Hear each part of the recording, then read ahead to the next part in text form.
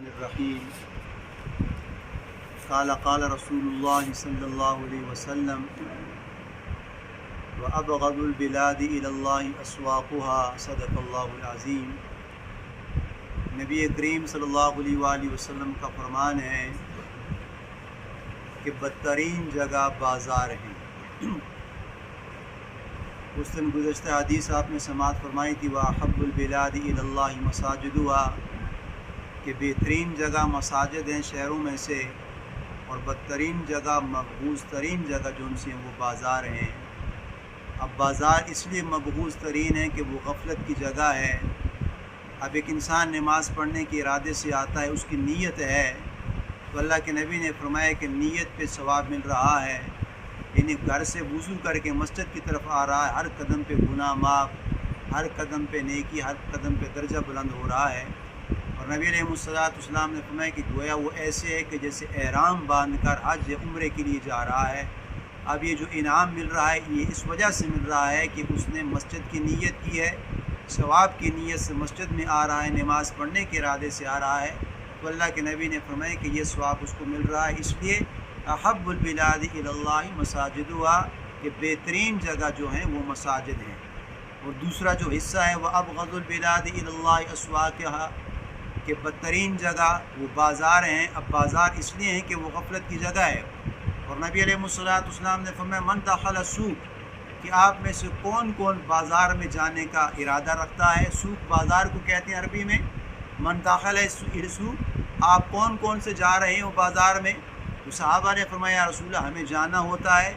اپنے کام کاج کے لیے جانا ہوتا ہے، جس طرح ہم نے معاملات کے لیے، دکانداری کے لیے انسان جاتا ہے، تجارت کے لیے جاتا ہے، یا کوئی سودا صرف لینے کے لیے بازار جا رہا ہے۔ تو نبی علیہ السلام نے فرمایا کہ آپ اگر سنت سمجھ کے بازار جا رہے ہیں اور دعا پڑھ کے بازار جا رہے ہیں تو اللہ کے نبی نے فرمایا کہ اللہ پاک اس کے ہر قدم پہ گناہ بھی معاف کریں گے، ہر قدم پہ درجہ بھی بلند کریں گے، اور ہر قدم پہ نیکی دیکھیں گے۔ اور ایک روایت میں تو من داخل الجنہ، اللہ پاک اس کا گھر جنت میں داخل کریں گے۔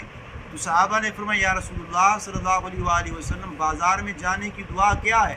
من داخل سوق، کہ بازار میں داخل ہونے کی دعا کیا ہے؟ تو اللہ کے نبی نے فرمایا کہ جو بازار جانے کا ارادہ رکھتا ہو، چاہے دکان کھولنے کے لیے جا رہا ہے، کاروبار کی نیت سے جا رہا ہے، یا بازار میں سودا صرف کی نیت سے جا رہا ہے، یا بازار میں کسی کی ملاقات کے لیے جا رہا ہے، یا بازار میں کسی کام کے سلسلے میں جا رہا ہے، تو اللہ کے نبی نے فرمایا کہ جس نے چہارم کلمہ توحید لا الہ الا اللہ وحدہ لا شریک لہ الی آخری، اللہ کے نبی نے فرمایا کہ جس نے چوتھا کلمہ چہارم کلمہ اپنی زبان سے پڑھ لیا، اللہ کے محبوب نے فرمایا کہ 10 لاکھ اللہ پاک اس کے گناہ معاف فرما دیتے ہیں۔ یعنی اس کلمے کی بدولت اب ہر بندہ بازار جا رہا ہے، لیکن جب بازار میں جانے سے پہلے یا بازار میں داخل ہو چکا ہے اس وقت بھی یہ دعا پڑھ لے تو اللہ کے نبی نے فرمایا کہ وہ محروم نہیں ہوگا، وہ بدبخت بھی نہیں ہوگا۔ اگرچہ بازار بدترین جگہ ہے، لیکن جب انسان دعا پڑھ کے جائے گا، کلمہ پڑھ کے جائے گا، تو اللہ کے نبی نے فرمایا کہ اس ایک کلمے کے پڑھنے کی وجہ سے